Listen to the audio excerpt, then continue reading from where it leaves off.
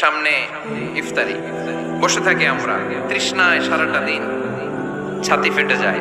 আল্লাহ দেখে, দেখতে দেখতে আল্লাহর একটা সফট কর্নার তৈরি হয়। এটাই সুযোগ কাজে লাগানো, ঠিক কিনা? মুমিন ঝুপ যে কোপ মারে, সময় মতো কাজ করে, ঠিক কিনা? আল্লাহ তখন ফেরেশতাদেরকে জিজ্ঞেস করে, এই ঘটনা কি? খায় না যে? খায় না কেন? আল্লাহ রোজা রাখছে।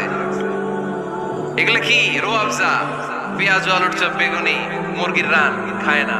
খায় না কেন? ওরা যে ক্ষুধার্ত, আল্লাহ আপনার ভয়ে।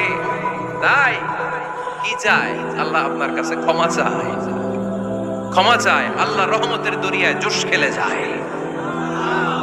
আল্লাহ তখন বলে, আমারে দেখছে নাকি ওরা?